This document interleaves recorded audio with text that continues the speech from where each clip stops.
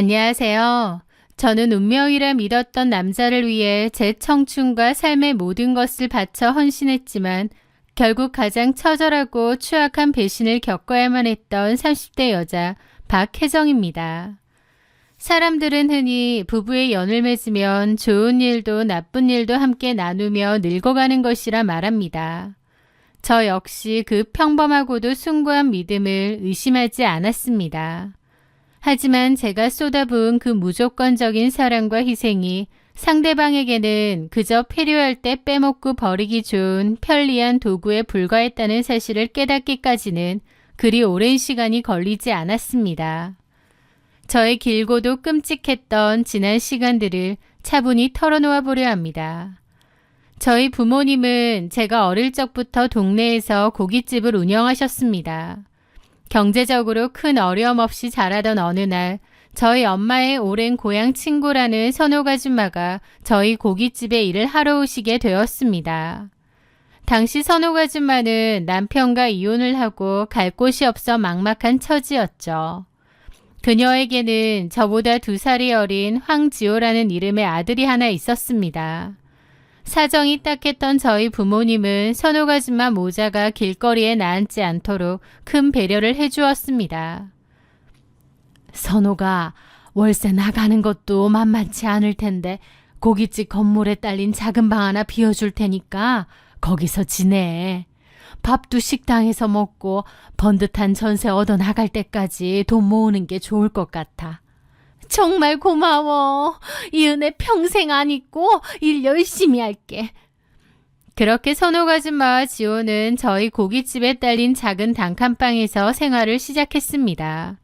저희 엄마는 식당에 남는 고기나 반찬을 수시로 챙겨주셨고 생필품이 필요할 때마다 아낌없이 내어주시며 그 모자를 따뜻하게 거두어 주셨죠.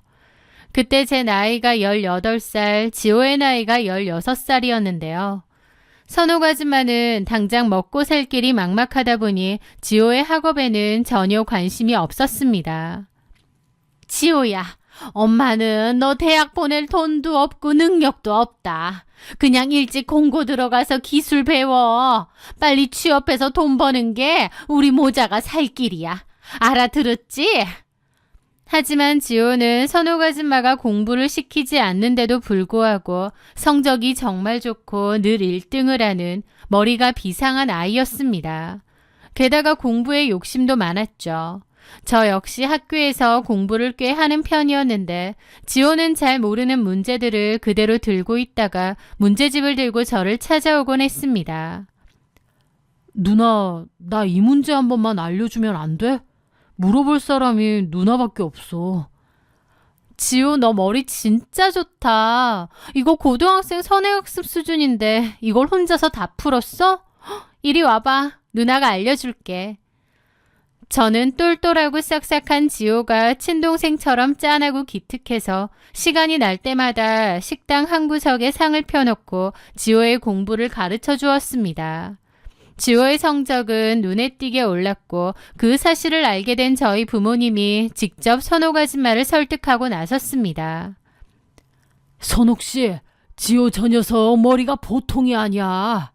저런 똑똑한 애를 돈 없다고 공고해 보내면 절대 안 돼. 부모가 빚을 내서라도 공부를 밀어줘야지. 당장 학원 보낼 돈 없으면 우리가 조금씩 보태줄 테니까 애 대학 갈 때까지 꼭 공부시켜. 저희 부모님의 적극적인 설득과 작은 경제적 지원들 덕분에 지호는 인문계 고등학교에 진학하여 죽기 살기로 공부에 매달렸습니다. 그리고 우수한 성적을 거두어 지방에 있는 의과대학에 당당히 합격하게 되었습니다. 가난한 식당 참모의 아들이 의대에 합격했다는 소식은 선옥 아줌마 인생의 유일한 자랑거리이자 훈장이 되었습니다. 지호가 의대에 진학하게 되면서 선옥 아줌마는 저희 식당을 그만두고 지호를 따라 지방으로 내려갔습니다. 그 후로 저희 가족과 선옥 아줌마 모자의 연락은 자연스럽게 뜸해졌죠. 그렇게 시간이 흘러 저는 대학을 졸업하고 서울에 꽤 이름 있는 대기업에 입사하여 평범한 직장 생활을 하고 있었습니다. 그러던 어느 주말 가게에 갔는데 뜻밖의 손님이 와 있었어요. 바로 지호였죠. 교복을 입고 제게 수학 문제를 묻던 앳된 소녀는 온데간데 없고 키가 훌쩍 크고 안경을 쓴 아주 번듯하고 늠름한 어른의 모습으로 앉아 있었습니다. 누나, 진짜 오랜만이다. 잘 지냈어? 지호야, 어머, 너 진짜 몰라보겠다. 완전 어른이 다 됐네? 여기 웬일이야? 나 이번에 의사 국가고시 합격했어. 서울에 있는 대학병원 레지던트로 올라오게 돼서 아저씨 아주머니한테 감사 인사도 드리고 누나도 볼 겸 왔지. 저희 부모님은 마치 친아들이 출세라도 한 것처럼 지호의 손을 잡고 진심으로 축하해 주셨습니다. 서울로 올라온 지호는 그날 이후 시간이 날 때면 제 회사 앞으로 찾아오거나 식당에 놀러오며 저와 자연스럽게 연락을 이어갔습니다. 어릴 적 시절의 추억을 공유하고 있던 터라 저희는 급속도로 가까워졌죠. 그리고 어느 날 지호가 분위기 좋은 레스토랑에서 저에게 조심스럽게 고백을 해왔습니다. 혜정 누나, 나 사실 예전부터 누나 좋아했었어. 나 이제 누나 평생 책임질 수 있는 번듯한 남자 됐는데 나랑 진지하게 만나볼래? 저는 그 고백에 가슴이 떨렸습니다. 저 역시 더 이상 그를 동생이 아닌 듬직한 한 명의 남자로 느끼고 있었기 때문입니다. 그렇게 저희는 연애를 시작했고 서로에 대한 확신이 깊어져 결혼을 약속하게 되었습니다. 하지만 막상 결혼 이야기가 나오자 지호의 어머니인 선옥 아줌마는 저를 썩 달가워하지 않으셨어요. 혜정아, 너희 가족한테는 늘 고맙게 생각해. 근데 솔직히 우리 지호 정도면 병원 차려줄 수 있는 그런 집 여식도 만날 수 있는데 평범한 회사원이 너랑 덜컥 결혼한다니까 좀. 어릴 적 단칸방 신세를 지며 저희 부모님이 학비까지 도와주었던 과거는 까맣게 잊은 채 의사 아들이라는 타이틀 하나로 목에 빳빳하게 힘을 주고 저를 평가질하는 선옥 아줌마의 태도에 적잖은 상처를 받았습니다. 하지만 지호가 저를 많이 사랑해 주었고 저 역시 지호를 놓치고 싶지 않았기에 여러 우여곡절 끝에 결국 결혼식을 올리게 되었어요. 참 힘들게 성사된 결혼이었는데요. 그런데 막상 결혼을 하고 한 지붕 아래서 살다 보니 남편의 실체는 제가 기대했던 다정하고 듬직한 모습과는 거리가 멀었습니다. 남편은 지독하게 게으르고 이기적이었어요. 병원 일이 바쁘고 고되다는 핑계로 집안일에는 손가락 하나 까딱하지 않았죠. 맞벌이였기에 퇴근 후 파김치가 되는 것은 회사에 다니는 저 역시 마찬가지였지만 남편은 너무 힘들다며 집안일도 일절할 생각도 없었고 저에게 늘 정성스러운 식사를 차려달라고 요구했습니다. 저도 힘들었지만 남편을 이해하고 배려해야겠다는 마음으로 지극정성으로 내조했죠. 그럼에도 남편이나 시어머니나 여전히 저를 못마땅해 하고 아쉬워했습니다. 저희가 살고 있던 아파트 전세자금은 온전히 제가 모은 돈과 저희 부모님의 지원으로 마련한 것이었는데요. 시댁이나 남편은 단돈 10원 한 장 보탠 것이 없었죠. 그럼에도 불구하고 시어머니는 저보고 결혼 잘한 줄 알라는 말을 자주 하셨어요. 혜정아, 너 진짜 복 받은 줄 알아라. 우리 지호 같은 남편을 다 얻고. 내가 다 부럽다. 너 알고 보면 우리 지호 떡잎부터 알아보고 의사 만들어서 꼬시려고 수작 부린 거 아니니? 농담을 가장하여 진담으로 뱉어내는 그 날선 말들이 제 가슴에 비수처럼 푹푹 꽂혔습니다. 하지만 저는 바보같이 그래도 내가 사랑해서 선택한 남편의 어머니니까 라며 겉으로는 좋게 좋게 웃으며 넘겼습니다. 그렇게 위태롭지만 평범한 일상을 이어가던 남편이 레지던트 3년차가 되던 해였습니다.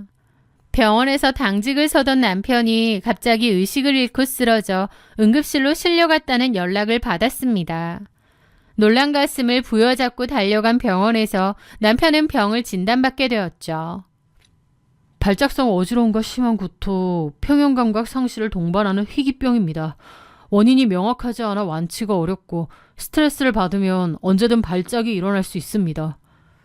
수술칼을 잡아야 하는 의사에게 언제 손이 떨리고 어지러워 쓰러질지 모르는 이 병은 사형 선고나 다름없었습니다.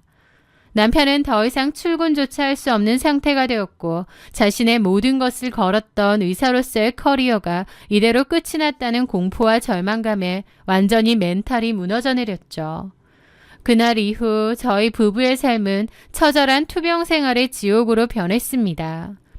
예고 없이 찾아오는 끔찍한 어지럼증 발작에 남편은 화장실까지 갈 새도 없이 거실 바닥과 침대 위 온 집안의 구토를 쏟아냈거든요. 저는 자다가도 비명소리가 들리면 용수철처럼 튀어나가 남편의 등을 두드려 주었고 남편이 개어낸 토사물을 묵묵히 맨손으로 치우며 몰래 눈물을 훔쳤습니다. 혜정아, 나 어떡해. 나 이제 끝났어. 겨우 의사 됐는데 이대로 방구석에 처박혀서 썩어가야 해? 나 무서워. 나 살기 싫어. 남편은 병에 대한 공포와 깊은 우울감에 빠져 밤마다 바닥에 주저앉아 어린아이처럼 통곡을 했습니다. 그럴 때마다 저는 남편을 꽉 부둥켜 안고 밤새 함께 울어주었어요. 지호야, 괜찮아. 다 괜찮아질 거야. 의사 못하면 어때? 내가 돈 벌어서 당신 평생 먹여 살리면 돼. 당신 옆에는 내가 있잖아. 내가 어떻게든 당신 지켜줄 테니까 제발 무너지지만 마. 응? 저는 진심이었습니다. 부부였기에 좋은 일도 나쁜 일도 늘 함께 짊어지고 극복해 나가는 것이 진정한 사랑이라고 굳게 믿었기 때문이죠. 남편이 이대로 무너지지 않게 제 온 생명력을 다 바쳐서라도 그를 돌보고 지켜주고 싶었습니다. 저의 극진한 헌신을 지켜보던 시어머니도 나중에는 제 손을 붙잡고 눈물을 뚝뚝 흘렸습니다. 혜정아, 내가 널 며느리로 안 받았으면 우리 지호 어쩔 뻔했니? 정말 고맙다. 네가 진짜 우리 집안의 은인이야. 미안하고 고맙다. 저는 본격적으로 남편을 살리기 위해 팔을 걷어붙였습니다. 남편과 비슷한 병명을 가진 환우들이 모인 인터넷 카페에 수시로 드나들며 정보를 수집했고 밤을 새워가며 희귀병에 관련된 국내의 의학 논문들을 샅샅이 뒤져 번역하며 읽었습니다. 이 병에는 약물 치료뿐만 아니라 철저한 식단 관리와 생활습관 교정이 필수적이라는 사실을 깨달았습니다. 저는 남편을 완벽하게 케어하기 위해 그토록 힘들게 들어갔던 대기업 직장마저 미련 없이 그만두었습니다. 대신 시간 조절이 자유롭고 집에서 일할 수 있는 프리랜서로 전향하여 남편의 곁을 24시간 지켰죠. 밤낮으로 남편의 체질과 병증에 맞는 식재료를 연구하여 정성껏 건강식을 차려냈고 발작이 일어날 때마다 차를 몰고 응급실을 오가며 지극정성으로 그를 간호했습니다. 물론 전문병원의 꾸준한 약물 치료가 가장 컸겠지만 제가 옆에서 해준 식단 관리와 정서적인 지지가 좋은 영향을 끼쳤다는 데에는 남편 본인도 이견이 없을 것입니다. 그렇게 2년 가까운 뼈를 깎는 노력 끝에 기적처럼 남편의 발작 횟수는 눈에 띄게 줄어들기 시작했습니다. 그리고 마침내 약을 복용하며 무리 없이 일상생활과 출근이 가능할 정도로 건강을 회복하게 되었죠. 남편은 그 후 다시 병원으로 돌아가 무사히 레지던트 수련을 마쳤고 원하던 전문의 자격을 취득하여 한 병원의 페이닥터로 번듯하게 일하기 시작했습니다. 저 역시 프리랜서로 일하며 쌓았던 경험과 인맥을 발판 삼아 작은 개인 사업을 차렸죠. 남편의 무서웠던 병도 안정을 찾았고 제 사업도 조금씩 자리를 잡아가며 그동안 저희 부부가 흘렸던 눈물과 고생을 보상받는 듯 했습니다. 저희는 그동안 모은 돈과 대출을 합쳐 볕이 잘 드는 넓은 신축 아파트로 이사를 하게 되었어요. 이제 모든 시련이 끝나고 행복만 남았구나라고 믿어 의심치 않았을 때였습니다. 하지만 신의 장난인지 운명은 참으로 잔인하게도 방향을 틀어 이번에는 저의 멱살을 쥐고 끔찍한 불행의 늪으로 끌고 들어가기 시작했죠.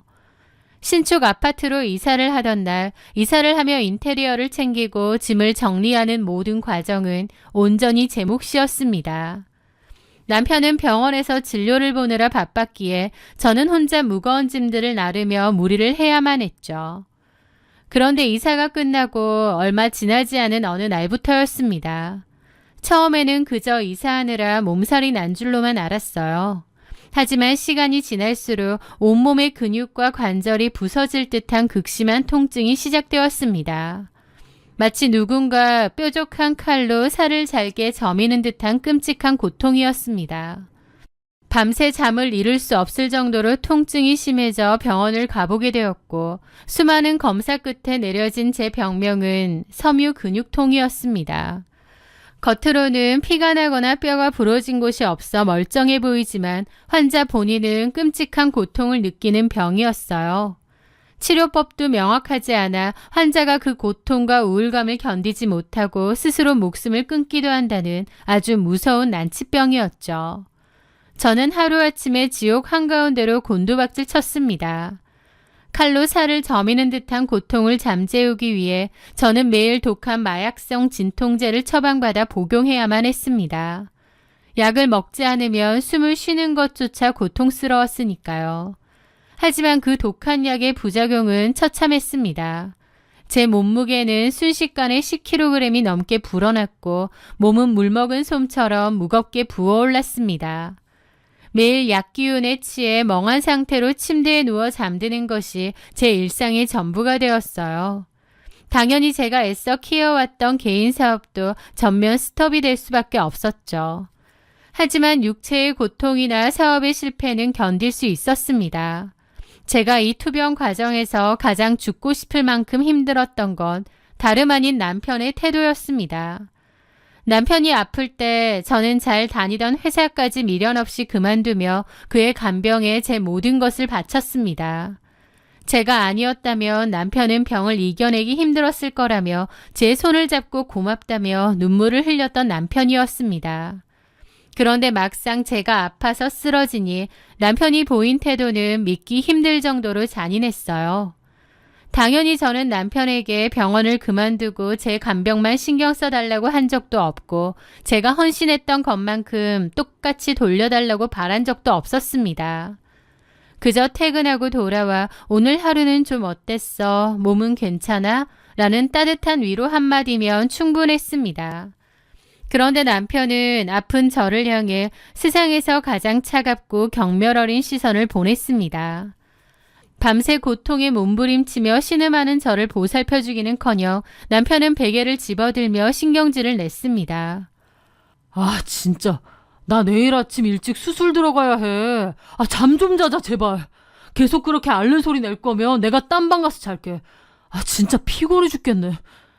그는 끙끙 앓는 저를 홀로 안방에 버려두고 문을 쾅 닫고 나가버렸습니다. 마약성 진통제에 취해 잔뜩 붓고 살이 찐 얼굴로 누워있는 저를 보며 그는 안쓰러워하기는커녕 비수를 꽂았습니다. 내 동료 의사 와이프들은 다들 자기 관리 쫙 해서 엄청 우아하고 예쁜데 퇴근하고 집에 돌아와서 잔뜩 부은 이 면상만 보면 진짜 한숨부터 난다. 본인이 희귀병으로 온 집안의 구토를 쏟아낼 때 묵묵히 토사물을 치워주고 커리어를 포기하며 살려놓은 아내에게 할 소리인가요? 남편은 저를 아픈 아내가 아니라 그저 자신에게 방해가 되는 거추장스러운 짐짝 취급을 하기 시작했습니다. 그렇게 저를 철저하게 무시하고 방치하더니 급기야 어느 날부터는 대놓고 이혼을 요구하기 시작했습니다. 당신도 힘들고 나도 힘든데 우리 그냥 여기서 그만하자. 이혼해. 저는 피를 토하는 심정으로 억울함을 호소했습니다. 네가 어떻게 나한테 이혼을 입에 올려? 네가 쓰러져서 다 죽어갈 때 너 살려놓은 게 누군데? 이제 와서 내가 좀 아프니까 꼴보기 싫다고 나를 헌신짝처럼 버리겠다는 거야? 남편은 무표정한 얼굴로 대꾸조차 하지 않았습니다. 저는 악착같이 이혼 서류를 찢어버리며 절대 이혼은 안 해준다고 버텼습니다. 그러던 어느 날 아침이었습니다. 남편이 서둘러 출근을 하고 난 뒤 식탁 위에 켜두고 간 노트북에서 카톡 하는 알림음이 끊임없이 울려댔습니다. 비몽사몽 약기운에 취해 물을 마시러 나왔던 저는 화면 보호기가 꺼져 있는 남편의 컴퓨터 메신저 창을 무심코 확인하게 되었어요. 그리고 그 모니터 화면을 본 순간 경악을 금치 못했죠. 남편은 최다은이라는 이름의 여자와 불륜을 저지르고 있었습니다. 메시지 창에는 짐승들처럼 입에 담기조차 역겨운 대화들이 가득했습니다. 가장 충격적인 건 최다은이 남편에게 보낸 임신 테스트기 사진이었죠. 불륜도 모자라 임신까지. 숨이 쉬어지지 않았습니다. 남편에게 받은 배신이 너무 커 정신을 못 차릴 지경이었죠. 저는 며칠을 끙끙거리며 알아누웠습니다. 몸도 아프지만 마음은 더 아팠죠. 남편은 의뢰 제가 평소처럼 아픈 것이라 생각해서 신경도 쓰지 않더군요. 그렇게 며칠을 앓은 뒤에 정신을 차렸습니다. 남편이 바람피는 여자가 누군지, 이게 다 어떻게 된 건지 알아야 했죠. 나중에 뒷조사를 통해 알게 된 사실이지만 최다은은 남편이 일하고 있는 병원의 병원장 친조카였습니다. 그녀의 부모 역시 도심에 번듯한 상가 건물을 여러 개 가지고 있어서 재력가였고 최다은 본인은 패션 브랜드 회사에 다니고 있더군요. 집안에 돈이 많은 여자다 보니 야망이 넘치는 남편에게는 정말 혹할 만한 상대였겠죠. 저는 퇴근하고 돌아온 남편의 얼굴에 불륜 증거들을 들이밀었습니다. 이 쓰레기 같은 새끼야. 네가 어떻게 나한테 이래? 병원장 조카랑 바람이 나서 이혼 요구한 거지? 네가 사람이야? 내가 너한테 어떻게 했는데? 너 아플 때 내가 어떻게 했는데? 다니던 회사까지 그만두고 너 옆에서 하나부터 열까지 챙긴 게 나야. 근데 어떻게? 제가 악을 쓰며 따져 묻자 남편은 당황하기는커녕 아주 뻔뻔하고 악랄한 본색을 드러냈습니다. 야, 솔직히 말해서 내가 너한테 간병해달라고 협박했어? 네가 네 맘대로 직장 그만두고 간병해놓고 이제 와서 왜 나한테 생색을 내고 지랄이야? 라는 겁니다. 뭐라고? 그래, 나 다은이랑 만나. 솔직히 나도 이제 번듯한 전문의인데 언제까지 약에 절어서 퉁퉁 부은 네 병수발이나 들면서 내 발목 잡혀 살아야 해? 나 그렇게 인생 낭비하고 싶지 않아. 집에 와서 네 얼굴 보는 것조차 이제 지긋지긋해. 저는 무너질 것 같은 심정이었습니다. 남편이란 놈이 어떻게 이렇게 말할 수 있나요? 저는 남편의 뺨을 있는 힘껏 후려치고 그대로 집을 뛰쳐나왔습니다.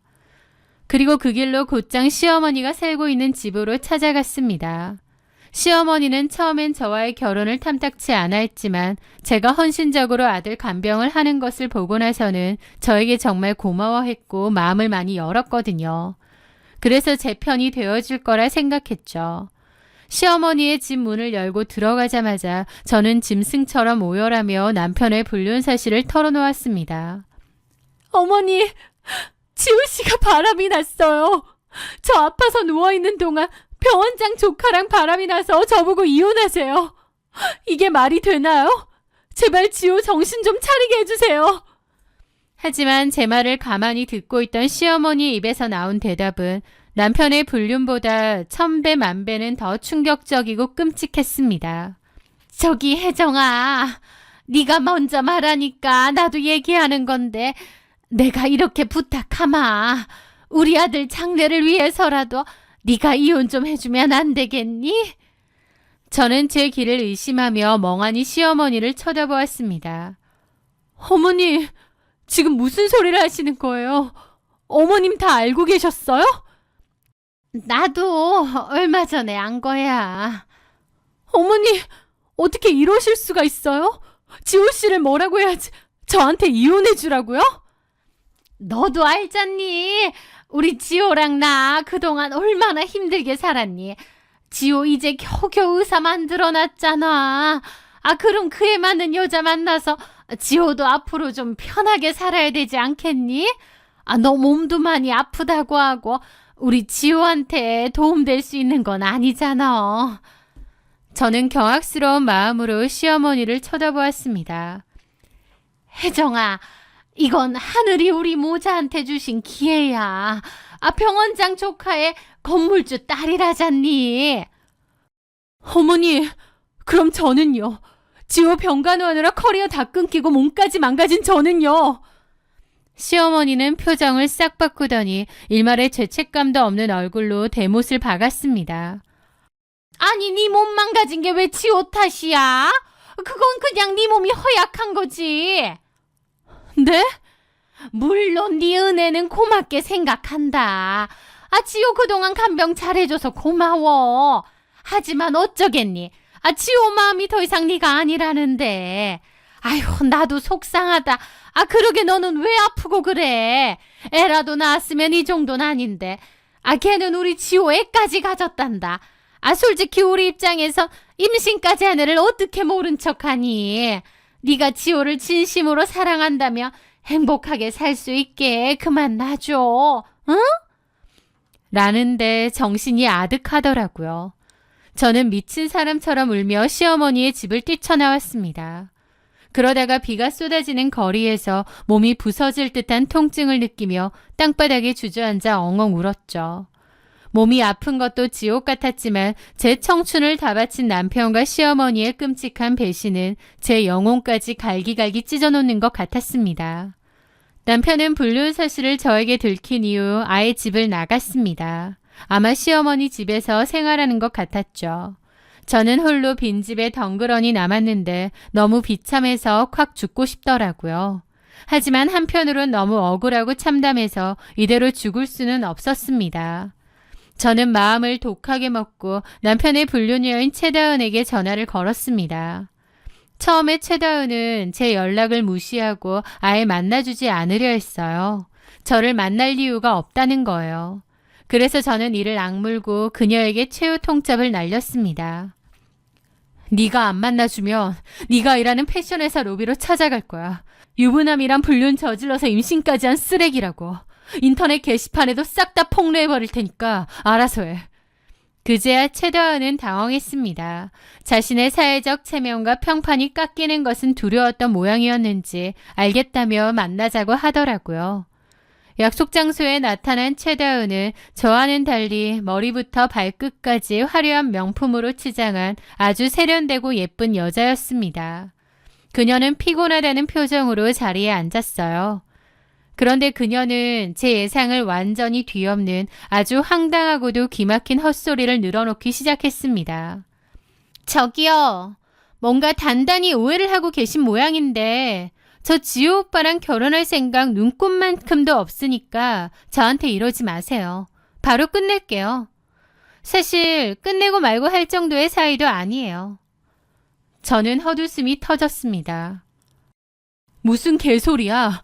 네가 황지호 임신까지 한 거 내가 다 아는데 이제 와서 발을 빼겠다고? 남의 가정 다 박살내놓고 장난해? 제가 언성을 높이자 최다은은 한숨을 내쉬며 기가 막힌 진실을 털어놓았습니다. 그 임신이요? 사실은 황지호 애가 아니에요. 뭐라고? 이걸 어디서부터 말해야 될지 모르겠는데 저 원래 집안끼리 약혼한 남자 있어요. 근데 그 사람이랑 잠깐 싸우고 파혼 안에 만회하던 홧김에 지호 오빠랑 그냥 가볍게 몇 번 만난 것뿐이에요. 저도 좀 욱하는 마음에 엔조이 정도요. 근데 생각보다 속궁합은 잘 맞아서 몇 번 만났는데 그러다 약혼남이랑 다시 화해했고 내년 봄에 결혼식 올리기로 했거든요. 지호 오빠는 슬슬 정리를 좀 하려고 했는데 임신 테스트기 2줄이 뜬 거예요. 사실 그때만 해도 시기를 착각해서 지호 오빠인 줄 알았어요. 그래서 알린 건데 나중에 산부인과 가서 초음파 찍고 주수를 제대로 따져보니까 제 약혼남 애더라고요. 뱃속에 애 지호 오빠 애도 아니고 솔직히 그냥 가볍게 만난 거라서 이렇게 될 줄은 몰랐어요. 지호 오빠도 유부남이니까 그냥 적당히 서로 놀다가 본인도 가정으로 돌아가고 쿨하게 끝낼 줄 알았죠. 이렇게 본처랑 이혼안에 만회할 줄은 이럴 줄 알았으면 저도 안 만났고요.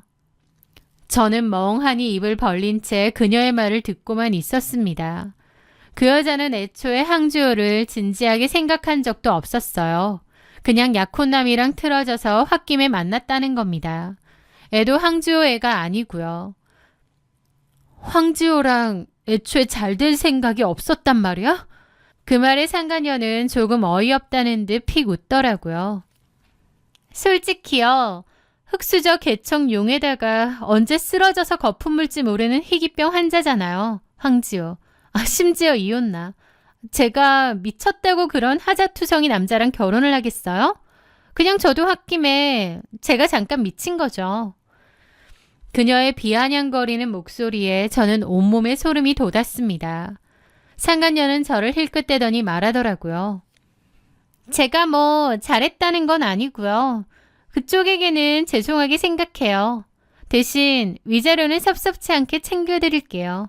그러니까 괜히 상간소송 같은 거 하지 마시고 조용히 넘어가 주세요. 어처구니가 없었지만 저는 이 상황을 어떻게 이용해야 할지 본능적으로 계산이 섰습니다. 저는 그 상간녀를 똑바로 쳐다보며 말했죠. 위자료? 내가 지금 돈이 필요해서 이러는 것 같니? 나 돈 필요 없어. 네가 내 가정 박살 낸 것만큼 나도 네 회사랑 네 약혼남한테 네 더러운 실체 싹 다 까발릴 거야. 나 지금 죽을까 아니면 다 터트릴까 고민하다가 온 거거든? 그러니까 나 막을 생각하지 마. 제가 이를 갈며 말하자 그녀의 여유롭던 얼굴에 처음으로 당황한 기색이 스쳤습니다. 진짜 도대체 어떻게 해야 조용히 끝내줄 건데요? 그쪽이 원하는 게 뭔데요? 저 그렇게 진지한 관계도 아니었다니까요? 그쪽 남편 만나지도 않을 거고 위자료는 원하는 만큼 드린다고요. 진지한 관계도 아닌데 남의 가정을 파탄내. 넌 이게 다 장난이니? 진짜 골치 아프게 됐네. 제가 어떻게 하면 그냥 조용히 넘어가 주실래요? 그래도 그쪽이 원하는 게 있을 거잖아요. 제가 할 수 있는 건 해드릴게요. 원하시는 대로요. 네가 나한테 줄 수 있는 게 뭔데? 네가 말해봐. 그녀는 입술을 깨물며 잠시 고민하더니 제 귀를 의심할 만한 엄청난 카드를 던졌습니다. 황지우한테 엄청난 배신감 느끼시죠? 당연하지. 그럼 그 인간 의사가운 벗길 수 있게 해드리면 될까요? 그게 무슨 소리야?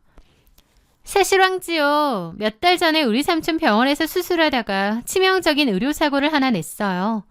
근데 삼촌이 병원 차원에서 덮어주고 합의를 봤다고 하거든요. 근데 사실 그거 명백한 의료 과실이고 수술실 CCTV랑 조작하기 전 진료 기록 원본 우리 삼촌네 병원에서 다 들고 있어요. 사모님이 조용히 입 다물고 물러나 주시면 제가 삼촌한테 말해서 황지호가 낸 의료사고 싹 독박 씌워서 징계 때리고 소송 걸어 버릴게요. 그 말을 듣는 순간 제 머릿속에는 저를 짐짝 취급하며 조롱하던 남편의 얼굴이 스쳐 지나갔습니다. 내 모든 것을 바쳐 살려놓았더니 내가 아프자마자 나를 버리려 했던 파렴치한 인간. 최다은이라는 썩은 동아줄에 목숨 거는 그 인간. 그런데 그 동아줄이 목을 매는 올가미가 되어 그를 질식시킬 수 있다면 저는 악마와도 손을 잡을 수 있었습니다. 그 인간을 끝장낼 수 있다 이거지? 네. 대신 저만 건들지 않는다면요. 좋아. 약속 지켜. 그날 이후 저는 완벽한 연극을 시작했습니다. 저는 남편에게 전화를 걸어 아주 체념한 듯한 목소리로 말했죠. 당신 원하는 대로 이혼해줄게. 대신 지금 집 내 지분이 훨씬 많이 들어간 거 알지? 지금 집 내 명의로 돌려. 사실 당신 지분은 얼마 되지도 않잖아. 그리고 당신 유책사유니까 당신하고 그 여자 위자료 다 해서 8천만 원 일시불로 내놔. 그럼 이혼 서류에 도장 찍어줄 테니까. 남편은 제 제안을 덥석 물었습니다. 알았어. 위자료 8천? 당연히 줘야지. 걱정 마. 집도 당신 가져. 애초에 나는 얼마 보태지도 않았는데 뭐. 남편은 지체 없이 대출을 내어 저에게 위자료를 지급했습니다. 그렇게 모든 합의를 마친 후 병원에서 서류를 제출하고 완벽하게 남남이 되었죠. 저는 신혼집을 정리한 돈과 위자료를 합쳐 집을 새로 구했습니다. 그리고 새로운 삶을 시작할 준비를 마쳤죠. 몸은 여전히 아팠지만 악착같이 병원 다니고 건강 관리를 하며 독하게 살아내겠다고 이를 갈았습니다. 누구 좋으라고 내가 죽나 싶더라고요. 그렇게 이혼이 확정된 날 밤 저는 최다은에게 문자를 한 통 보냈습니다. 이혼 서류 정리 끝났어. 네가 그때 한 약속 바로 지켜. 아니면 네 약혼남이랑 너네 회사에 곧바로 다 알리고 인터넷에도 올려버릴 테니까.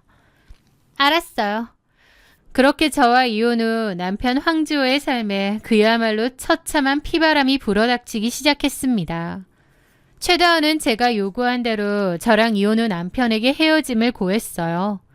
남편은 처절하게 매달린 모양이지만 최다은은 단칼에 끊어낸 모양이었습니다.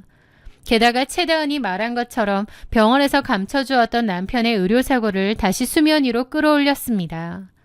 진료기록 원본과 수술실 정황 등 남편의 명백한 과실 증거를 피해자 측에 넘겨주며 책임을 전적으로 황지호 개인의 단독 과실로 덮어 씌워버린 것이죠. 남편이 병원 몰래 개인적으로 이를 은폐하기 위해 진료 기록부를 조작한 것처럼 해서요. 피해자 유가족들은 남편을 상대로 거액의 손해배상 청구 소송과 형사고소를 진행했고 병원 역시 남편을 즉각 해고하며 병원의 명예를 실추시킨 죄로 구상권 청구 소송을 걸어버렸습니다.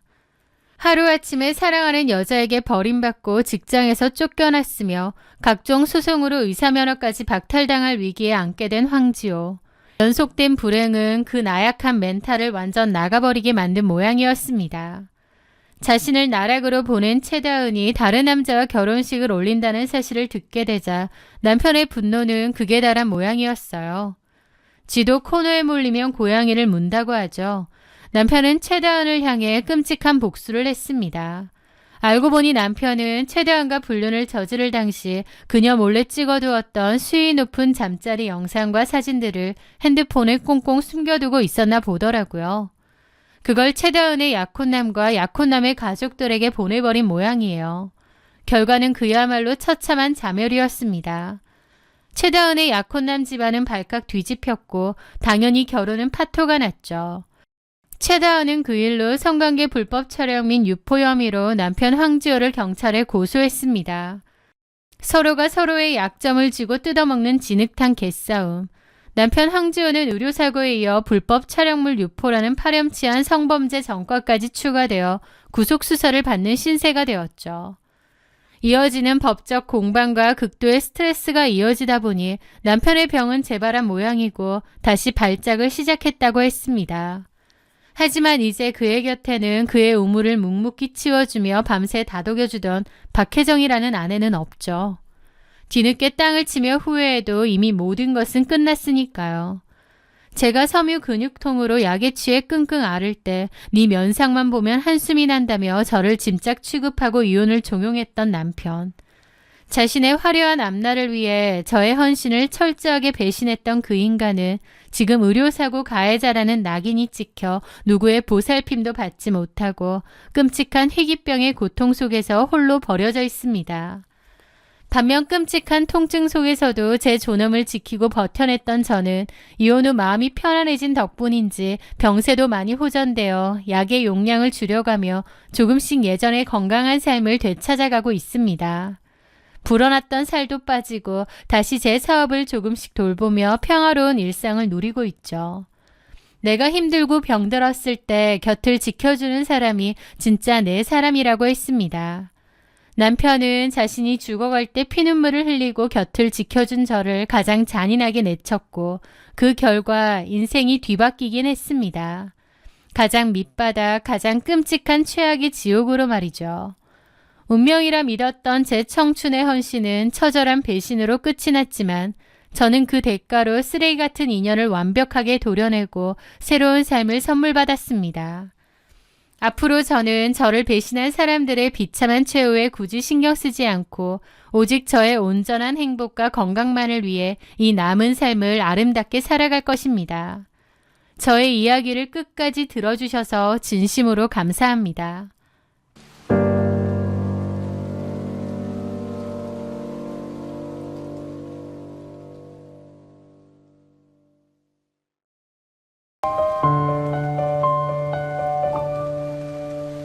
안녕하세요. 저는 평범한 직장인이자 길고 길었던 지옥 같은 결혼 생활을 끝내고 이제야 온전한 제 삶을 되찾은 한송이라고 합니다. 연애 시절의 우영 씨는 참 다정다감하고 이해심이 많은 사람이었어요. 제가 직장일로 힘들어할 때면 묵묵히 이야기를 들어주었고 화를 내거나 언성을 높이는 일도 거의 없었죠. 저는 그 너그럽고 온화한 성품에 반해 평생을 함께해도 좋겠다고 생각했습니다. 하지만 막상 결혼식장에 들어가고 혼인신고서에 도장을 찍고 나니 그 너그러움의 진짜 실체가 드러나더군요. 그는 온화한 것이 아니라 갈등 상황 자체를 피하고 숨어버리는 전형적인 회피형 마마보이였습니다. 시댁의 분위기는 제가 예상했던 것과는 많이 달랐습니다. 시아버지는 돈에 있어서 굉장히 구두쇠였고 무뚝뚝하며 가부장적인 분이셨습니다. 집안의 모든 경제권과 결정권을 쥐고 있는 절대 권력자였죠. 반면 시어머니는 그런 시아버지 앞에서는 찍소리도 못하고 쥐죽은 듯 지내는 분이셨습니다. 시아버지가 호통을 치면 늘 고개를 숙이고 순종하셨죠. 하지만 억눌린 감정 때문이었을까요? 시어머니는 남편이 없는 곳에서는 하나뿐인 아들 우영 씨와 며느리인 저를 완벽하게 쥐고 흔들려 하셨습니다. 애초에 시어머니는 아들이 저와 결혼하는 것을 탐탁치 않아 하셨어요. 제 학벌이나 스펙이 아들에 비해 조금 부족하다고 생각하셨고 가장 큰 이유는 제 가정 환경이었습니다. 저는 일찍 아버지를 여의고 홀어머니 밑에서 자랐거든요. 아비 없이 자란 애들은 가정교육을 제대로 못 받아서 어딘가 결핍이 있다더라. 나는 며느리로 홀어머니 밑에서 자란 애는 드리고 싶지 않다. 시어머니는 대놓고 저에게 상처를 주며 은근한 반대를 이어갔습니다. 하지만 뜻밖에도 무뚝뚝한 시아버지가 저를 좋게 보셨습니다. 애가 차분하고 말대꾸도 안 하고 참하네. 쓸데없는 허영심 많은 애들보다 100번 낫다. 결혼시켜라. 집안의 절대 권력자인 시아버지가 허락을 하시니 시어머니는 더 이상 격한 반대를 하지 못하셨습니다. 그렇게 저는 시어머니의 떫은 표정을 뒤로하고 우영 씨와 결혼식을 올렸습니다. 그때 그 반대를 무릅쓰지 말고 그냥 도망쳤어야 했는데 지금 돌이켜보면 저의 가장 큰 실수가 아니었나 싶어요. 결혼의 단꿈은 한 달도 채 가지 않았습니다. 신혼여행에서 돌아오자마자 시어머니의 노골적인 압박이 시작되었거든요. 바로 임신 문제였죠. 아직 결혼한 지 얼마 되지 않은 신혼이었지만 시어머니는 전화할 때마다 혹은 시댁에 갈 때마다 아이 타령을 하셨습니다. 아직 소식 없니? 남들은 허니문 베이비도 잘만 생긴다던데. 너희는 뭐 하는 거냐? 하루빨리 손주 안겨줘야지. 매달 생리일이 다가올 때마다 시어머니는 귀신같이 전화를 하셨고 그렇게 쪼아대고 눈치를 주니 저는 엄청난 스트레스에 시달렸습니다. 오히려 그 스트레스 때문에 아이가 더 안 생기는 것 같았죠. 그렇게 1년이라는 시간이 지났고 아이가 생기지 않자 시어머니의 폭언은 선을 넘기 시작했습니다. 어느 날 저를 따로 부르시더니 얼굴을 붉히며 막말을 쏟아내셨습니다. 너 솔직히 말해봐. 우리 집안에 문제 있는 거 숨기고 사기 결혼한 거 아니니? 아니면 젊었을 때 몸 간수 못하고 어디서 임신 중절 수술이라도 한 거 아니야? 그렇지 않고서야 1년이 넘도록 애가 안 들어설 리가 없잖아. 그 말을 듣는 순간 저는 머리를 둔기로 세게 얻어맞은 듯한 충격을 받았습니다. 시어머니 입에서 나올 수 있는 말이라고는 믿기지 않을 정도로 저급하고 모욕적이었습니다. 저는 수치심과 서러움에 눈물을 펑펑 쏟으며 집으로 돌아왔습니다. 퇴근하고 온 남편에게 저는 낮에 있었던 일을 하소연하며 울분을 토했습니다. 남편이 당연히 제 편을 들어주고 어머니에게 화를 내줄 것이라 기대했죠. 여보, 어머님이 나한테 어떻게 그런 말씀을 하실 수가 있어? 내가 과거에 수술을 해서 애가 안 생기는 거 아니냐고 하시는데 나 정말 너무 수치스럽고 억울해서 죽고 싶어. 하지만 남편의 반응은 차가운 물을 끼얹은 듯 했습니다. 엄마는 또 왜 그런 말을 해서. 근데 여보, 엄마가 아기가 있어서 그런 게 아니라 손주를 너무 기다리다 보니까 속상해서 홧김에 하신 말씀일 거야. 당신이 며느리니까 그냥 넓은 마음으로 좀 이해하고 넘어가줘. 남편은 저를 전혀 이해해주거나 보호해줄 마음이 없어 보였습니다. 그저 중간에서 시끄러워지는 상황을 회피하고 싶어하는 방관자일 뿐이었습니다. 저는 그 태도에 폭발하고 말았죠. 이해하라고? 당신 엄마가 나한테 그런 취급을 하는데 그걸 어떻게 이해해? 당신 당장 어머님한테 전화해서 사과하시라고 해. 안 그러면 나 더 이상 시댁 안 가. 제가 언성을 높이며 대판 싸우자 남편은 한숨만 푹푹 내쉬더니 집을 나갔습니다. 저는 시댁에 가지 않겠다고 선언했어요. 그랬더니 남편은 곧장 자기 엄마에게로 달려가더군요. 그가 간 이유는 저 대신 따지거나 저를 대변하기 위해서가 아니었습니다. 오히려 저를 더 곤란하게 만들었죠. 저와 싸운 내용을 고주할 미주할 시어머니에게 일러바친 모양이었습니다. 중간에서 갈등을 중재하기는커녕 불난집에 기름을 부은 것이죠. 그날 밤 시어머니에게서 분노에 찬 전화가 걸려왔습니다. 네가 감히 내 아들하고 나를 이간질해? 멀쩡한 엄마랑 자식관계 망치려고 드는 아주 독사 같은 년이네. 어른이 훈계 좀 했다고 남편을 쥐잡듯이 잡아. 너 가정교육 그따위로 받았니? 어머님 말씀이 너무 지나치세요. 네가 하는 행동은 안 지나치니? 어디서 부모 자식 관계를 이간질하려고 해? 내가 이래서 너 마음에 안 들었던 거야. 우리 우영이보다 한참 모자라도 애는 착한 줄 알고 결혼 허락했더니 아주 못돼 처먹었네. 애도 못 갖는 주제에 네가 지금 결혼해서 제대로 하는 게 뭐가 있어? 라면서 장장 20분 넘게 폭언을 쏟아내셨어요. 전화를 끊고 저는 어두운 거실에 주저앉아 짐승처럼 울었습니다. 결혼을 잘못했다는 걸 뼈저리게 깨달았죠. 이 집안에서 저는 철저하게 혼자였고 제 편은 아무도 없었습니다. 이혼 생각도 했지만 엄마 걱정 끼쳐드리고 싶지도 않았고 또 제 나름대로 제가 선택한 결혼이었기에 어떤 책임감 같은 것도 있었어요. 지금 생각해보면 어리석은 행동이었죠. 아니다 싶을 때 그만두는 것도 용기니까요. 어쨌든 스트레스가 극에 달하자 몸도 망가지기 시작했습니다. 혹시나 해서 남편과 함께 난임병원을 찾아 검사를 받아보았지만 의사는 두 사람 모두 건강상 큰 원인이 없다고 했습니다. 명백한 스트레스성 난임인 것 같았어요. 결국 시어머니의 등살에 떠밀려 저희는 시험관 시술을 시작하게 되었습니다. 시험관 시술의 과정은 여자에게 있어 그야말로 피말리는 고통이었습니다. 매일 정해진 시간에 제 배에 스스로 호르몬 주사를 놔야 했고 배란 유도제의 부작용으로 몸은 퉁퉁 붓고 체중은 급격하게 늘어났거든요. 거울 속에 비친 망가진 제 모습과 호르몬 불균형으로 인한 감정 기복 때문에 저는 가벼운 우울증까지 앓게 되었습니다. 살면서 제가 우울증을 겪게 될 거라고는 상상도 못했어요. 그것도 지독한 시집살이와 시어머니의 폭언 때문에 말이죠.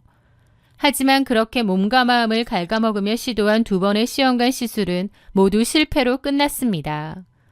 두 번째 시술마저 실패했다는 소식을 들은 날 저는 병원 화장실에 주저앉아 엉엉 울었습니다. 시어머니가 두려웠고 이렇게 계속 사는 게 맞나 회의감이 들었습니다.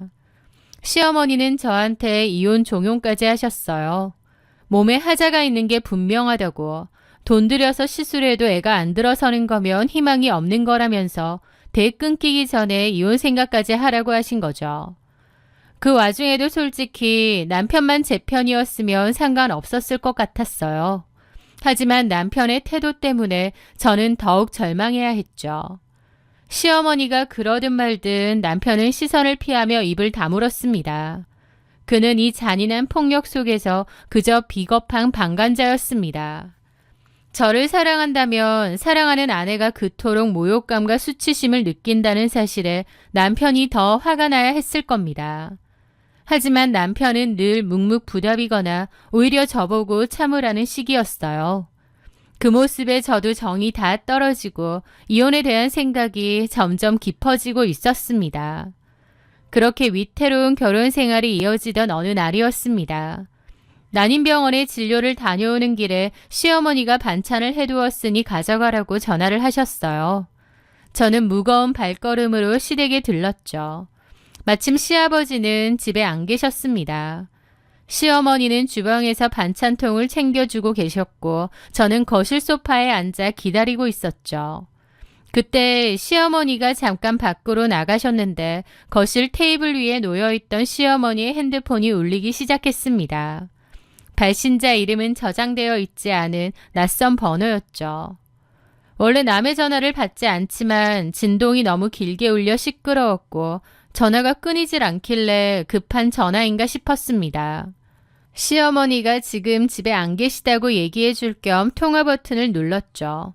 그런데 전화를 받자마자 수화기 너머에서 다급하고 짜증 섞인 젊은 남자의 목소리가 들려왔습니다. 엄마, 이번 달 가게 월세 밀렸으니까 300만 원 좀 당장 보내. 저는 순간 제 귀를 의심했습니다. 엄마? 너무 황당하더라고요. 제 남편 우영 씨는 외동아들입니다. 그런데 시어머니를 향해 엄마라고 부르며 당당하게 300만 원을 요구하는 이 남자는 누구지 싶더라고요. 잠깐 벙쪄 있는데 아무 대답도 하지 못하고 있자 수화기 너머의 남자가 언성을 높였습니다. 여보세요? 엄마, 듣고 있어? 왜 대답이 없냐고? 나 진짜 급하니까 오늘 안으로 무조건 보내. 듣고 있어? 저는 심장이 터질 것 같은 놀라움에 황급히 통화 종료 버튼을 누르고 핸드폰을 제자리에 내려놓았습니다. 머릿속에는 뭐지? 그 생각밖에 안 들었어요. 그런데 그 순간 테이블 위에 있던 시어머니의 핸드폰 화면에 카톡 메시지 알림이 밝게 켜졌습니다. 미리 보기 화면에 방금 전 그 번호로 온 텍스트가 선명하게 떠올랐습니다. 왜 쌩까? 돈 안 보내면 엄마 남편 찾아가서 확 다 불어버린다. 순간 온몸에 털이 쭉쭉 서는 듯한 소름이 돋았습니다. 엄마 남편을 찾아가서 확 불어버린다니. 이건 평범한 채무관계나 지인의 연락이 아니었습니다. 분명한 협박이었고 시어머니가 시아버지와 남편에게 철저하게 숨기고 있는 무언가 거대한 비밀이 존재한다는 뜻이었죠. 저는 일단 그 낯선 번호를 제 머릿속에 필사적으로 외웠습니다. 잠시 후 시어머니는 집으로 들어왔고 저는 애써 표정을 관리하며 모른 채 했죠. 그리고 시댁을 빠져나와 차에 타자마자 제 핸드폰에 그 번호를 저장했습니다. 운전대를 잡은 제 손이 미세하게 떨리더라고요. 저는 집으로 돌아오는 길 내내 생각했습니다. 나를 향해 몸에 하자가 있다며 온갖 모욕을 주던 그 고상하고 깐깐한 시어머니의 이면에 무언가 시댁 식구들조차 모르는 거대하고 더러운 비밀이 숨겨져 있다는 확신이 들었습니다. 저는 이 번호의 주인이 누구인지 도대체 시어머니와 무슨 관계로 얽혀 있는지 알아내야만 했죠. 누구에게도 들키지 않고 조용히 뒷조사를 해줄 사람이 필요했습니다. 그때 제 머릿속에 떠오른 사람이 바로 저희 이모부였습니다. 저희 이모부는 오래전부터 흥신소, 즉 심부름센터를 운영하며 민간 조서원 일을 해오신 분이었습니다.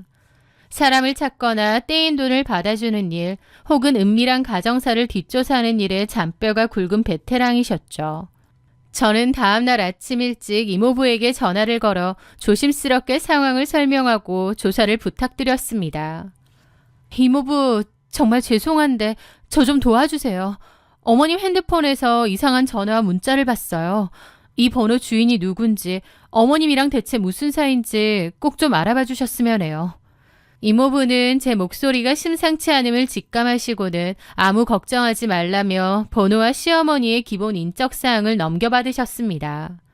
그 사이 저는 평소와 다름없는 며느리이자 아내로 살았는데요. 남편은 제가 시험관 시술 실패로 우울해하는 와중에도 여전히 저를 방관하더라고요. 퇴근하고 돌아오면 씻고 자기 바빴고 주말이면 피곤하다며 방에 틀어박혀 유튜브만 보고요. 저를 위로하거나 시어머니의 막말에 대해 사과를 요구하는 일 따위는 없었습니다. 그저 제가 알아서 체념하고 순응하기만을 바라는 전형적이고 비겁한 회피형 인간의 표본이었으니까요. 그리고 일주일 뒤 이모부에게서 만나자는 연락이 왔습니다. 저는 떨리는 마음을 안고 이모부의 사무실 근처 카페로 나갔습니다. 이모부는 평소의 호탕한 모습과는 달리 몹시 굳은 표정으로 두툼한 서류봉투 하나를 테이블 위에 올려놓으셨습니다. 송이야, 네 시어머니 보통 내기가 아니다. 파면 팔수록 기가 막히는 이야기들이 나오더구나. 저는 마른 침을 삼키며 서류봉투를 열었습니다. 가장 먼저 눈에 들어온 것은 어느 카페에서 시어머니와 한 젊은 남자가 마주 앉아 있는 사진이었습니다. 시어머니는 주변을 몹시 경계하는 듯 챙이 넓은 모자를 푹 눌러 쓰고 있었고 남자는 껄렁한 자세로 앉아 시어머니가 건네는 두툼한 돈봉투를 낚아채듯 받아들고 있었습니다. 이모부의 입에서 나온 진실은 제 상상을 아득히 뛰어넘는 수준이었습니다. 네가 알려준 그 번호의 주인 올해 27살 된 김지훈이라는 놈이다. 네 남편 우영이보단 5살 어린 놈이지. 27이요? 그럼 이 남자가 도대체 어머님이랑 무슨... 네 시어머니가 밖에서 외도에서 나온 혼외자다. 즉 네 남편의 씨 다른 남동생이라는 소리지. 시어머니가 외간 남자와 사생아까지 낳았다니요. 너무 쇼킹했죠. 사건의 전말은 이러했습니다. 지금으로부터 약 27년 전 시어머니는 남편인 시아버지 몰래 깊은 불륜관계에 빠져 있었습니다. 그러다 덜컥 불륜남의 아이를 임신하게 된 것이죠. 그때는 시아버지 말고 불륜남이랑 살 생각도 있으셨나 본데 알고 보니 불륜남은 제대로 된 직장도 없는 논팽이였나 봐요. 아차 싶었던 시어머니는 시아버지에게 친정 핑계를 대고 밖에서 아이를 낳은 모양이었어요. 그리고 아이를 불륜남에게 넘기고 집으로 돌아와 현모양처 행세를 하며 살아왔던 모양이었습니다. 입막음하려고 오랫동안 돈을 빼돌려서 그 불륜남한테 준 모양이야. 그런데 그 불륜남은 사고로 죽었고 그 아들 김지훈이란 놈이 이제는 돈을 뜯어내고 있었던 거지. 자기 엄마를 상대로. 그래서 그 남자가 어머님을 협박하고 있었던 거군요. 시아버지한테 다 까발리겠다고. 맞아. 내가 조사해보니 질이 아주 안 좋아. 직업도 없이 도박에 빠져 살면서 주기적으로 네 시어머니를 협박해 돈을 뜯어내고 있었어. 딱 지네 아버지처럼. 네 시아버지가 상가금을 몇 개 가지고 계시잖아. 네 시어머니가 그 상가 월세 관리하면서 중간에서 몰래 비자금을 빼돌렸고 매달 수백만 원씩 저놈 도박비 갚아주고 돈도 주고 있었던 모양이야. 최근 김지훈이 월세로 차린 작은 가게의 보증금까지 시어머니가 대주었다는 증거들이 있었습니다. 서류를 쥔 제 손이 파르르 떨리더라고요. 나를 향해 과거에 수술을 해서 애가 안 생긴 거 아니냐며 몸에 하자가 있으니 이혼해라고 독서를 퍼붓던 그 입술이 떠올랐습니다. 본인이 불륜과 사생아까지 있는 과거가 있다 보니 먼 눈에는 뭐가 보였나 보더라고요. 이모부, 이 서류들 제가 가져가도 되죠? 송이야, 이거 터트리면 너도 그 집에 남아있을 순 없을 텐데 너 정말 괜찮겠니? 네, 이모부, 오히려 잘 됐어요. 저 더 이상 저런 쓰레기 같은 집안에 남아있고 싶지 않아요. 제 손으로 직접 끝낼 거예요. 저는 이모부께 거듭 감사를 표하고 두툼한 서류 봉투를 챙겨 집으로 돌아왔습니다. 저는 더 이상 주눅든 며느리가 아니었습니다. 언제 이 폭탄을 터뜨릴까 그 기회만을 조용히 기다렸으니까요. 그리고 그 기회는 생각보다 아주 빨리 찾아왔죠. 며칠 뒤 주말 시어머니가 저와 남편을 시댁 본가로 호출했습니다. 목소리에는 평소보다 훨씬 더 날이 서 있었고 중요하게 할 이야기가 있으니 무조건 와라라며 통보를 하셨습니다. 시댁에 도착해 거실로 들어가니 시아버지는 무심한 표정으로 소파에 앉아 경제신문을 읽고 계셨습니다. 시어머니는 팔짱을 낀 채 소파 정중앙에 앉아 저희 부부를 서늘하게 노려보고 계셨죠. 저와 남편이 자리에 앉자마자 시어머니는 기다렸다는 듯이 날카로운 목소리로 포문을 열었습니다. 송이 너 앉아봐라. 내가 어제 용하다는 철학관 가서 네 사주를 싹 다 보고 왔다. 제 사주요? 그래, 네가 하도 애를 못 가지니까 내 속이 터져서 답답해서 가봤지. 근데 그 보살이 뭐라는 줄 아니? 네 사주팔자에 자식복이라고 눈 씻고 찾아봐도 없는 완전히 메마른 땅이란다. 시어머니는 마치 대단한 약점이라도 잡은 양 목소리를 한껏 높였습니다. 보살이 그러더라. 너네 초에 자식을 품을 수 없는 완전한 하자품이라고. 아휴, 내가 그것도 모르고 우리 집안의 며느리라고 들였으니 우영이 앞길까지 콱콱 막히고 있는 거 아니겠어?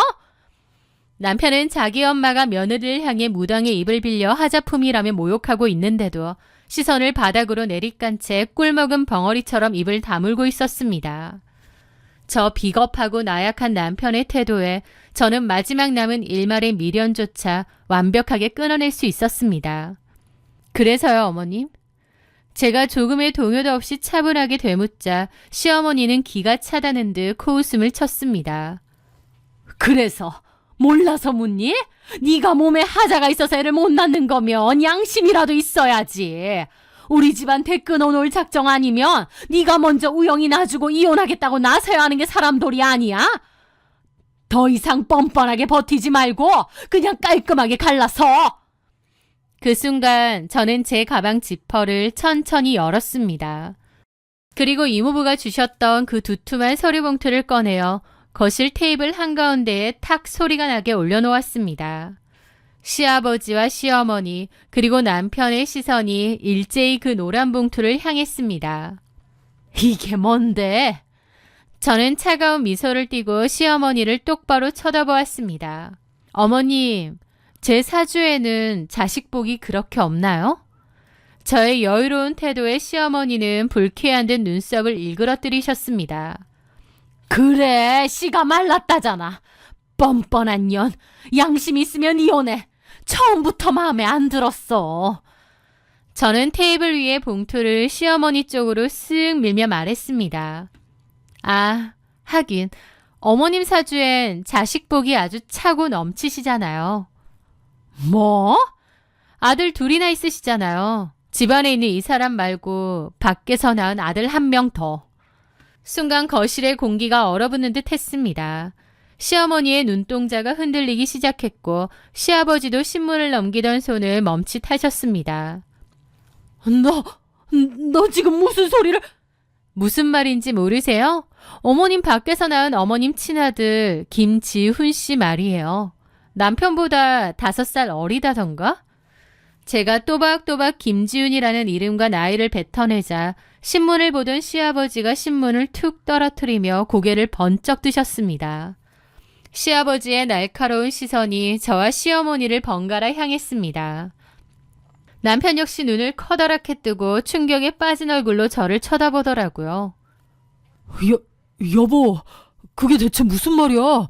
남동생이라니. 남편이 더듬거리며 묻자 저는 턱짓으로 굳어버린 시어머니를 가리켰습니다. 네 엄마한테 직접 물어봐. 나한테 애 못 낳는 하자품이라고 사기 결혼 운운하시더니 옛날에 아버님 몰래 외간 남자애 임신해서 몰래 애 낳고 오신 분이 누구신지. 시어머니의 얼굴에서 핏기가 완전히 가셨습니다. 입술이 파르르 떨리며 아무 말도 하지 못한 채 허공만 멍하니 바라보고 있었습니다. 그 침묵은 제가 뱉은 모든 말이 완벽한 사실임을 증명하고 있었죠. 시아버지가 덜덜 떨리는 손으로 테이블 위에 놓인 봉투를 집어들었습니다. 그 안에는 이모부가 심부름 센터를 통해 확보한 증거들이 고스란히 들어있었죠. 시어머니가 챙이 넓은 모자를 푹 눌러쓴 채 카페에서 김지훈과 만나 두툼한 돈봉투를 건네는 사진, 김지훈이 차린 가게 사진 등 그 자료를 보는 시아버지의 숨소리가 거칠어지더라고요. 너무나도 큰 충격과 배신감에 목소리조차 제대로 내지 못하고 계신 거였죠. 그 침묵을 깬 것은 시어머니의 처절한 발악이었습니다. 여보, 아니에요. 저거 다 거짓말이에요. 제가 조작한 거예요. 제가 나한테 앙심을 품고 사진을 합성한 모양이에요. 시어머니는 저를 향해 삿대질을 하며 악을 썼습니다. 하지만 저는 조금의 흔들림도 없이 차갑게 웃으며 시어머니의 마지막 변명마저 짓밟아 버렸습니다. 제가 뭐하러 조작을 하나요? 전 궁금하시면 아버님이 당장 저기 적힌 주소로 찾아가서 김지훈 씨 얼굴을 직접 확인해 보시면 아시겠네요. 아들은 엄마 닮는다더니 어머님이랑 아주 많이 닮았던데요. 저는 그리고 어머님을 쳐다보았습니다. 아버님 상가 건물에서 매달 들어오는 월세 어머님이 일부 빼돌려서 그동안 아들 도박빚 갚아주고 가게 차려주는 데 쓰셨던데 차라리 어머님이 따로 빼돌린 돈은 없는지 계좌 내역서를 확인해 보세요. 제 입에서 도박빚과 상가 월세 횡령이라는 단어가 나오는 순간 시아버지의 눈이 완전히 뒤집혔습니다.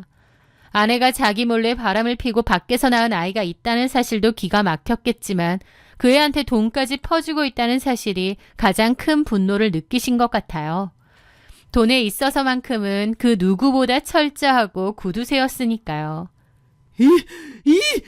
시아버지는 괴성을 지르며 거실 한가운데에 있던 다과상을 그대로 발로 차서 뒤집어 엎으셨습니다.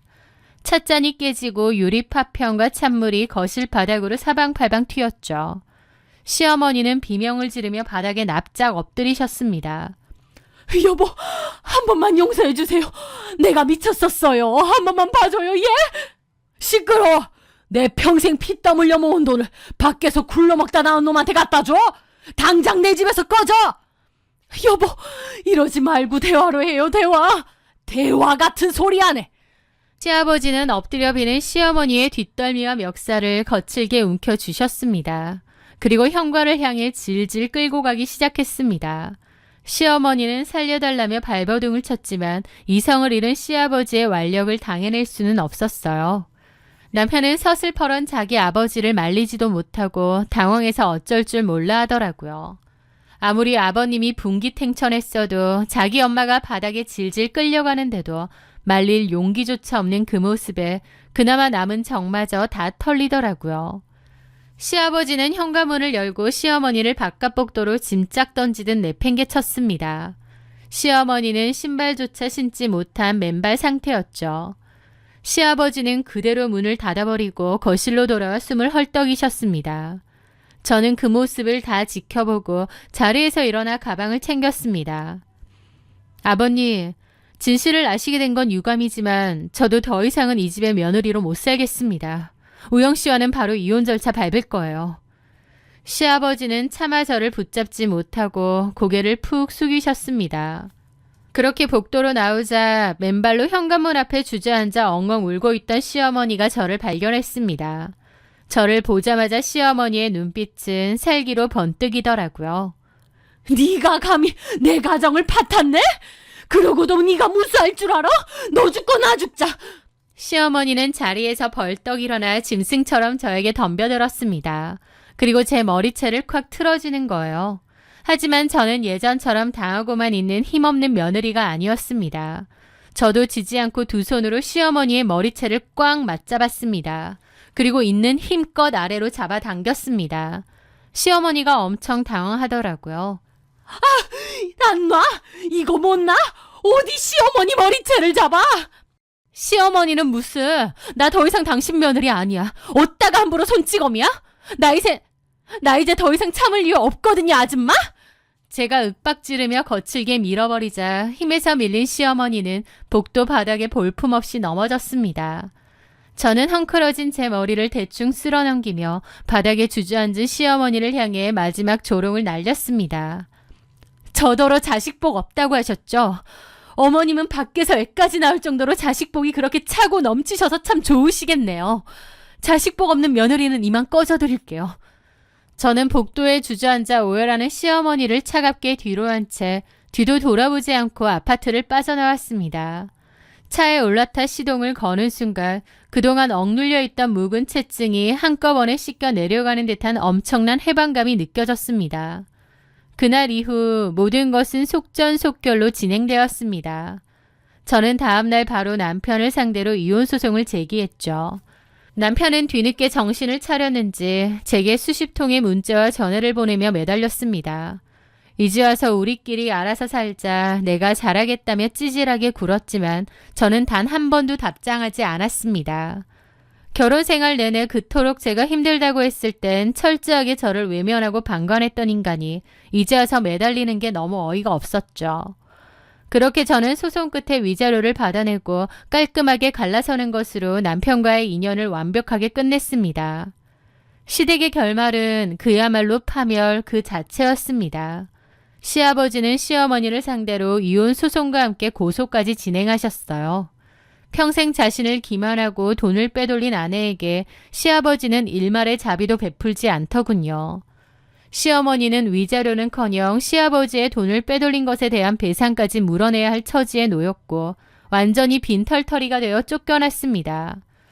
갈 곳이 없어진 시어머니가 마지막으로 기댄 곳은 밖에서 낳은 자식이었던 김지훈이었던 모양이었습니다. 하지만 시어머니가 빈털터리로 이혼당하고 쫓겨왔다는 사실을 알게 되자 그는 안면을 싹 바꾸고 빈대붙을 생각 말라며 문전박대를 했다고 하더라고요. 평생 사모님 소리 들으며 남을 멸시하던 시어머니는 자식들에게 외면당한 채 월세 몇십만 원짜리 허름한 고시원을 전전하고 있다고 합니다. 저 남편은 이혼과 엄마가 쫓겨나는 과정을 겪으며 심각한 우울증에 빠졌다고 하는데, 그럼 차라리 어머니를 모시고 같이 살던가 자기 아빠 무서워서 그러지는 못하고 있다는데, 이미 성인이건만 아직도 부모의 품에서 독립하지 못한 것 같더라고요. 저보고는 자식복 없다더니 정말 자식복 없는 건 어머님 아닌가요? 아들이 둘이나 되는데도 서로 어머님을 모른 채 하니 말이죠. 저는 이혼 후 자유로운 삶을 살고 있습니다. 우울증과 난임 스트레스로 망가졌던 몸도 꾸준한 운동과 평화로운 일상 덕분에 완전히 건강을 되찾았죠. 결혼은 두 사람이 서로를 지켜주는 울타리가 되어야 하지만 그 울타리가 지옥불로 둘러싸여 있다면 미련 없이 부수고 나오는 것이 정답이었습니다. 저는 혼자만의 고요하고 당당한 일상을 즐기며 앞으로 펼쳐질 제 두 번째 인생을 멋지게 채워나갈 것입니다. 남을 기만하고 짓밟은 자들은 결국 스스로의 늪에 빠져 파멸한다는 진리를 가슴에 새기면서 말입니다. 제 길고 치열했던 복수와 이혼의 기록을 끝까지 들어주셔서 진심으로 감사합니다.